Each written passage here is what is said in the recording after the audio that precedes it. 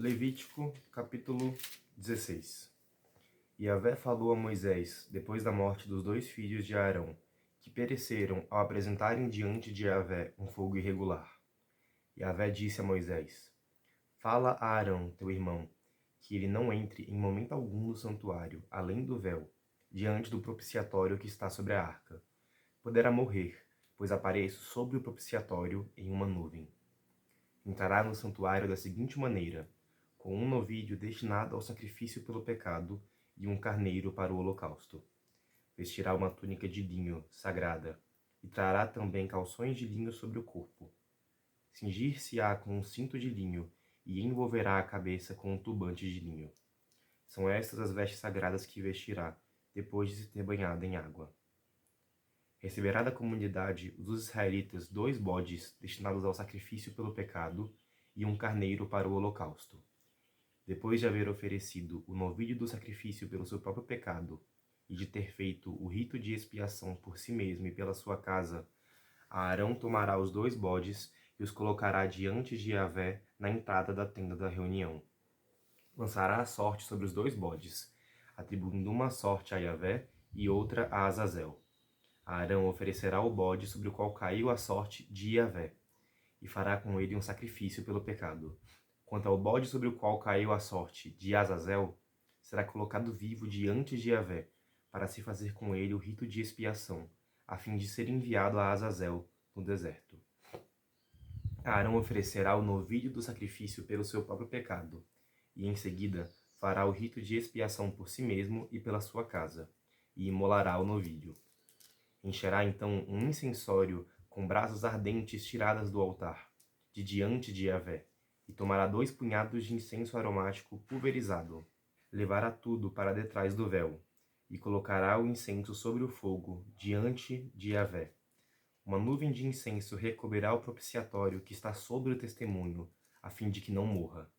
Depois, tomará do sangue do novilho, e aspergirá com o dedo o lado oriental do propiciatório. Diante do propiciatório, fará com o dedo 7 aspersões com esse sangue. Imolará então o bode destinado ao sacrifício pelo pecado do povo, e levará o seu sangue para detrás do véu. Fará com esse sangue o mesmo que fez com o sangue do novilho, aspergindo sobre o propiciatório e diante deste. Fará assim o rito de expiação pelo santuário, pelas impurezas dos israelitas, pelas suas transgressões e por todos os seus pecados. Assim procederá para com a tenda da reunião, que permanece com eles, no meio das suas impurezas.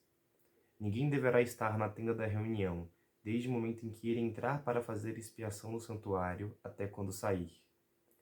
Depois que tiver feito expiação por si mesmo, pela sua casa e por toda a comunidade de Israel, sairá e irá ao altar que está diante de Yahvé, e fará no altar o rito de expiação.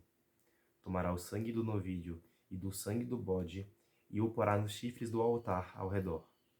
Com o mesmo sangue fará 7 aspersões sobre o altar com o dedo. Assim o purificará e o separará das impurezas dos israelitas. Feita a expiação do santuário, da tenda da reunião e do altar, fará aproximar o bode ainda vivo. Arão porá ambas as mãos sobre a cabeça do bode, e confessará sobre eles todas as faltas dos israelitas, todas as suas transgressões e todos os seus pecados. E depois de tê-los assim postos sobre a cabeça do bode, enviá-lo-á ao deserto, conduzido por um homem preparado para isso. E o bode levará sobre si todas as faltas deles para uma região desolada. Quando ele estiver soltado o bode no deserto, Arão entrará na tenda da reunião e retirará as vestes de linho que havia posto para entrar no santuário. Deixá-las-á ali, e banhará o seu corpo com água no lugar sagrado. Em seguida, tornará a pôr as suas vestes, e sairá para oferecer seu holocausto e o do povo, e fará o rito de expiação para si e pelo povo. A gordura do sacrifício pelo pecado queimá-la-á sobre o altar. E aquele que tiver levado o bode a Azazel deverá lavar suas vestes, e o novilho deverá suas vestes e banhar o corpo com água, e depois disso poderá entrar no acampamento. O novilho e o bode oferecidos em sacrifício pelo pecado, e cujo sangue foi levado ao santuário para fazer o rito de expiação, serão levados para fora do acampamento. e serão queimados com fogo a sua pele, a sua carne e os seus excrementos. Aquele que os queimar deverá lavar as vestes, banhar seu corpo com água, e depois disso poderá entrar no acampamento. Isto será para vós lei perpétua. No 7º mês, no 10º dia do mês, jejuareis e não fareis trabalho algum, tanto o cidadão como o estrangeiro que habita no meio de vós. Porque neste dia se fará o rito de expiação por vós para vos purificar. Ficareis puros de todos os vossos pecados diante de Yahvé. Será para vós um repouso sabático e jejuareis. É uma lei perpétua. O sacerdote que tiver recebido a unção e a investidura para oficiar em lugar de seu pai, fará o rito de expiação. Porá as vestes de linho, vestes sagradas.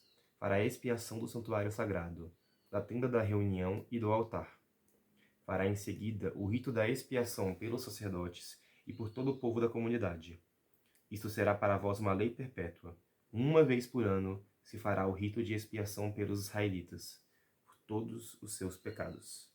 E se fez como Yahvé havia ordenado a Moisés. Bem, a gente tem uma descrição aqui extremamente importante para a lei hebraica, porque a gente está estabelecendo aqui uma festa que será conhecida como a festa do Yom Kippur. É o nome hebraico, né, dessa festa, que é uma das festas mais importantes para a religião judaica. E aí é um dia muito importante porque é o dia, então, que se expia toda a comunidade. A gente tem todos aqueles ofertórios que a gente falou no começo do Levítico, a gente tem todas as impurezas que a gente fala nos capítulos seguintes, agora no meio do Levítico, e agora a gente fecha, então, essa parte sobre as impurezas, falando sobre como expiar todas as impurezas da comunidade. Na Bíblia Jovem, fala como se fosse um recomeço mesmo. É um dia que a comunidade tem para expiar seus pecados e, a partir daí, recomeçar com a pureza. E é muito bonito, porque é uma noção muito parecida com a reconciliação que a gente tem com Deus também, né? A ideia de que Deus sempre está preparado para recomeçar sua caminhada com o povo, e a única condição que a gente tem para isso é que a gente reconheça que a gente precisa disso, que a gente falhou e que a gente precisa ser melhor. E bem, só começando aqui então as referências dos textos, que a primeira coisa que se cita aqui é a oferenda de Nadab e Abiú, né, que são queimados diante de Yahvé porque ofereceram fogo irregular. Isso foi no capítulo 10 do Levítico. E aí é interessante porque coloca isso como se fosse assim, algo que quase causou, né? Assim, a primeira expiação foi quase para perdoar esse fogo irregular, né? Também quero estar de novo aqui a questão do véu que separa de Deus, né? A ideia de que Deus permanece ali invisível atrás do véu no propiciatório até que Jesus vem e se mostra como Deus. Assim, a gente coloca que é descrito no Evangelho que a cortina do templo se rasga no momento que Jesus morre. Porque sim, na sua paixão ele consuma o sacrifício. Mas de certa forma a cortina já foi rasgada na Epifania. Porque ali Deus se mostra a sua cara a todo mundo. Então é como se fosse um prenúncio ali do que vai ser rasgado, a cortina do véu, porque Deus vai se tornar exposto. E isso começa na Epifania, de quando Deus se manifesta como um homem no mundo. Assim, a referência aqui a Azazel é um demônio, na verdade. E a ideia é porque ele mora no deserto, porque o deserto é o lugar que não dá fruto, é o lugar onde a graça de Deus não alcança. Então por isso seria o lugar que o demônio habita. E aí então é interessante porque dessa noção aí de você levar um bode que vai ser carregado até Azazel, que é uma das influências, assim, que traz a questão do bode como uma figura do demônio, apesar de que aqui vocês vão ver que não tem nada a ver com isso, o bode em si, mas é daqui que vem a noção de bode expiatório também. É o bode que carrega a expiação. Então, o bode expiatório vem desse capítulo do Levítico, a expressão bode expiatório.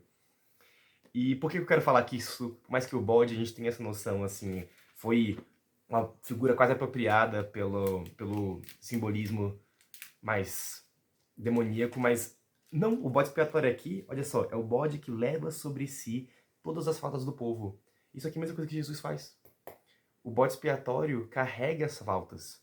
A única diferença aqui que eu quero colocar é porque não fica perfeito essa comparação, porque a gente tem dois bodes, né? Um que é sacrificado e um que carrega as faltas do povo. E o bode expiatório não é sacrificado aqui. Mas ainda assim, os dois, de certa forma, estão representando a mesma expiação que vem pela paixão de Cristo para substituir esse rito de expiação que é feito aqui na festa de Yom Kippur. Da mesma forma que esse bode aqui carrega os nossos pecados, Jesus também carrega os nossos pecados. E é muito interessante aqui porque tem a figura do homem que ajuda o bode a ir para o deserto, que guia o bode ao deserto. E me lembrou muito do Cirineu, que ajuda Jesus a carregar a cruz também.